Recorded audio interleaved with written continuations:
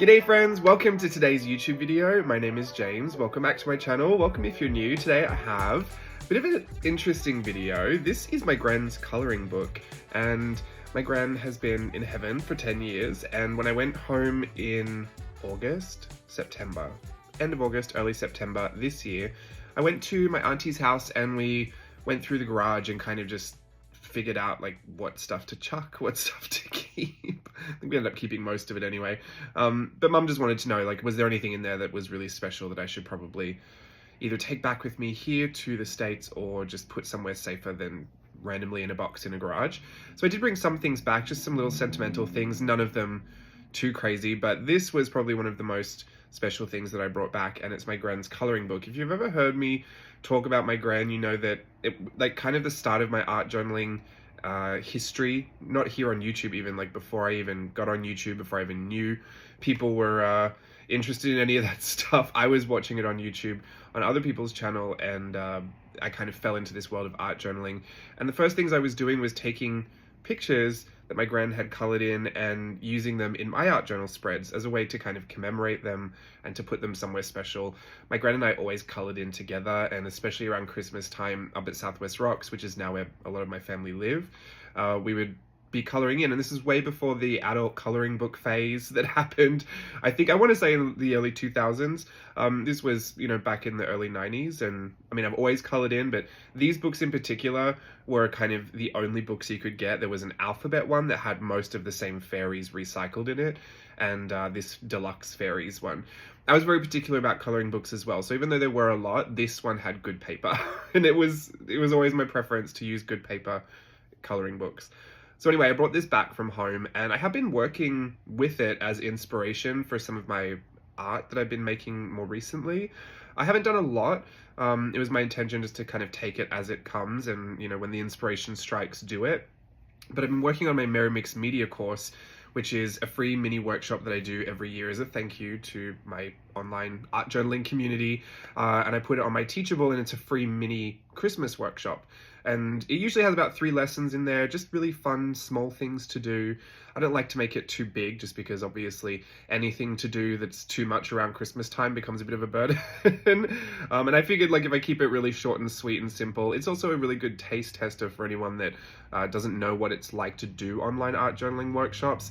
And we've done them every year since I've been on Teachable. I think we started in 2019, so we have 19, 20, 21, 20, I think there's 4 up currently, and they're all still available at this present moment. So if you ever want to join any of the old ones, you can go through from start to now. And I really like it. It's a really low pressure kind of thing. Last year I was a little bit late because we had issues with Teachable wanting to up the prices and change the plans, but we ended up doing it. I think I paid, what, like $1,200 to make sure I could do that workshop. So it was a bit of a, it was a big financial sacrifice last year, but totally worth it. Thank you to everyone that joined.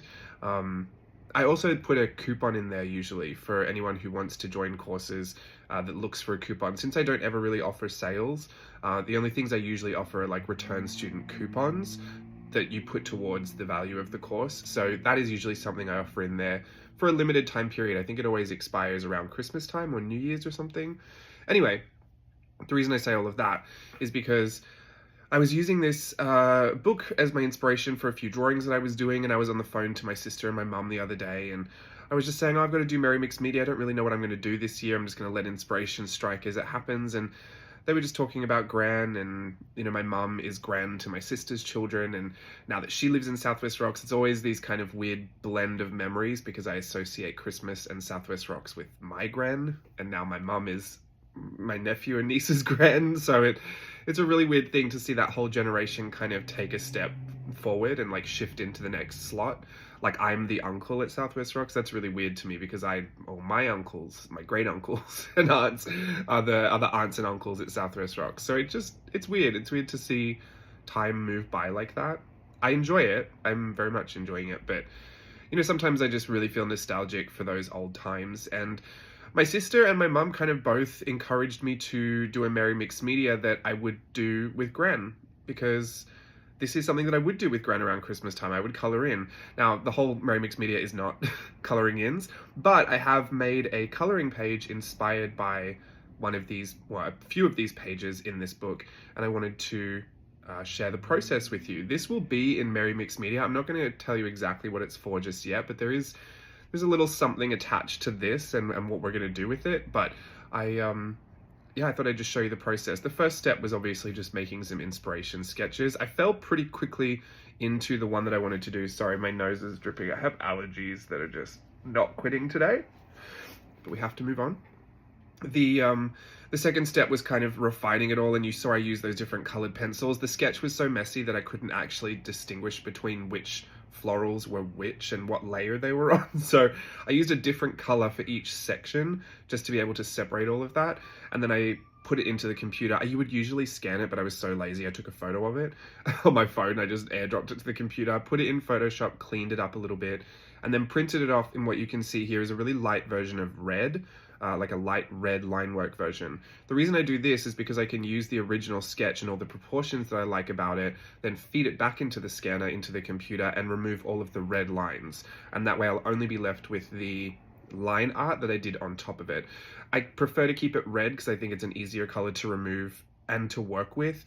Green or blue is probably like maybe a blue might be better, but sometimes I feel like you can still see the blue because ironically, like some pencils actually pull a little blue, or some can pull a little red as well in the scan. So red I've always found was just the best for me. Anyway, you can do it with most colors. But if you keep it all one color, you can just remove that one color completely and be left with the line work. So it's a really nice way to be able to use the original sketch. A lot of the time the sketch is so charming, and then if I go to do something, you know, if I go to recreate the sketch, even a slight change in proportions makes the whole difference, and sometimes I might end up hating it. Sometimes I like it more, sometimes I hate it. So this is usually the technique that I'll use if I really like the sketch and I want to be able to recreate most of it in its entirety. However, if you saw on the footage that I just included, I did actually change the face. There was a face, a Tinkerbell face I drew that was in this current November collage club. I loved her face. And I took her legs as well. I actually changed the legs, changed the face, and then shortened everything from the waist down as well because I wanted her legs to look shorter. Sometimes I skew things in the Photoshop, just like nudge things here and there, like use a liquify tool just to kind of, you know, make it all how I want it, and then go from there. So there were some like digital manipulations that I did to it, and then I worked with that and hand drew the whole thing. I would typically, if I was going to try and copy this like exactly, I would use a pen because I think the original has more of an ink line work quality. I like a pencil line work, especially for coloring in, because sometimes when you print it off, then you color in, it looks like you actually drew it. But also pencil is so much easier for me to line in. There's something about the way the pencil glides across the paper. There's that resistance that you have, especially if you've got a toothier paper. This was actually quite smooth, but if you've got a toothier paper, that resistance can actually help the feeling of control you have when you line things. And I just get very particular around the face, especially. Most of the rest of the image I don't care about, but I have to get the face right, so I'll kind of ease myself into it and then pretty much start with the face. I had a great time doing it. I think it actually all worked out really well, and I wouldn't change a thing, so I'm not gonna pick apart the process, but just to explain a bit of what you're seeing on the screen. I put it all together, and my inspiration, I kind of pulled a lot of the florals from different pages. I put 3 different ones together. I couldn't name them. I have no idea what they are. There's those little bell blossom, like maybe Lily of the Valley in her hat, and then the hat itself looks like it's inspired by The Wizard of Oz, the Lullaby League, which I loved. But there is one, the fairy that I used as inspiration was actually wearing that hat. I just kind of added the Lily of the Valley. I kind of pulled the exact same outfit. The reason I wanted to pull a lot of those direct references is because using this book that my Gran loved and loved to color in, like I wanted to make sure that it showed up in the final piece. So I could have altered it a little bit, but I wanted to stick a little bit more true. I wanted a halfway point between an image you would find in this book and an image you might find in my journal. So that's why it's kind of halfway there. I'd say it's actually probably more skewed towards an image you'd find in the book, to be honest, but hey, there you go. Use the reference effectively, I guess. Maybe too effectively. I colored it in after I'd printed it out. I printed a few different sizes just because I didn't know if I'd get it right the first time. But the size that I actually printed it out is 9.5 centimeters by 12 centimeters. and that is the size of one full page in my Hobonichi 5-year journal. I thought I'd commemorate this because I wanted to color it in, but you know, just not to color it in for any reason, just stick it in a journal. I thought I would put it in my 5-year journal and make that the special home for it, since this is the last year I'll be using that particular journal. So I'm a little less precious about the ephemera I put into it now because it's already impossible to use. I'm writing on a hump that is just so impossible, like the curve. When I'm writing near the gutter of the book, I have to literally write on a 90-degree angle to get inside of it. So I thought, what's one more piece of paper added to that journal? It'll be fine. I printed it out. I use a HP copy paper. It's a very, very high quality copy paper. I don't mind using a cheaper copy paper for the coloring ins, but like I said, like I do enjoy a bit of a premium deluxe feeling with the coloring papers, especially if I'm going to use Copic markers, because they will behave differently on certain papers. It's not a coated paper, but it does feel like there's some kind of coating on it. The Copic markers go down so smooth. They don't bleed too much through the paper. It's not a thick copy paper, but it is thicker than what you would expect from a regular printer paper. Just to give you a bit of a rundown there. But yeah, the brand is HP, like the HP Sprocket. It's the same brand. So I wonder if it's more of like a print high quality images, but it's not necessarily photos, because it's not photo paper. Anyway, the Copic markers worked really beautifully. I made a little color palette that was very, I felt like very Australian, the Aussie green and gold. It had a lot of muted greens and really bright reds. I love red, and that particular red was just that cadmium red. It was so strong. I used pencils to kind of add lots of shading and shadows, but looking back on it, I think I really preferred just the flat look of the color. So I did scan it. Luckily, halfway through I scanned it, so I'm sure I'll put the that version, maybe I'll put both versions in Collage Club, I'm not quite sure, for December, but I'm assuming I'll probably put a download in MMM' Media as well, so don't worry, you won't miss out, I'm sure, unless I forget. And then I used my pencils, a mixture of Holbein artist colored pencils. I love those, super creamy, oily pencils, and then the Faber-Castell Polychromos, the Caran d'Ache Luminance pencils. I love those as well. Just a blend of those to add a lot of shading and just like really, you know, pop some of that out. Like I said, I think I prefer it a little bit more flat, although I did want to approach this with kind of the same care and consideration I would have when I was younger. And when I was younger, I always wanted Copic markers so badly, and I felt like my coloring would really be, you know, it would really level up if I had Copic markers. And when I was maybe 15 or 16, my Gran, I was really bad and encouraged my Gran to buy them off of eBay. She had to set up, well, I had to set up a PayPal for her. And like, I knew Gran wasn't supposed to be spending that much money, and I knew my mum would be like, why are you doing that?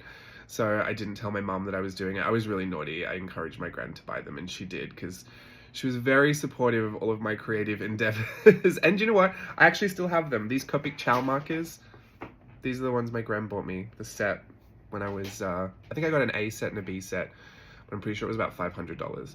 So it was not cheap. Long time ago. And I loved them. I use them all the time. I still use them to this day. So I actually think they were a worthwhile investment. But I always thought my coloring would be so good if I had the Copic markers, and then I could use pencils as well. But I don't think I ever really got into that. Like, definitely not in the coloring book sense. Even when I would color with my Gran, you know, into my 20s, we only ever really used pencils for our fairy coloring books. Because I didn't have, I mean, even if I did use the Copic markers for drawing, like, they would bleed through, and a lot of the pages are double-sided, so I just don't even really remember ever doing that. Maybe I did, I'm not quite sure. But in any case, I want to just give this a lot of time and attention to detail, just to do, like, the best job I could do, quote-unquote the best job. Oh, my nose. Sorry, almost made it through. So then I stuck it in the book on November 10th, which is the day you'll be seeing this video. I actually did this yesterday, November 9th, but I didn't have any space to put a full page image in there. I don't think. I mustn't have, because I would have done it on the 9th. But yeah, I put it in there, and I will write out my little memories about that today. I absolutely love how she turned out. You will, of course, see her in MMM' Media 2023. I don't have a date for that just yet, but look out on my social media. It is free, and I encourage everyone to join and have a good time. And I'll let you know when it's ready. But yeah, that was it. That's today's video. Hope you had fun. See you later. Bye.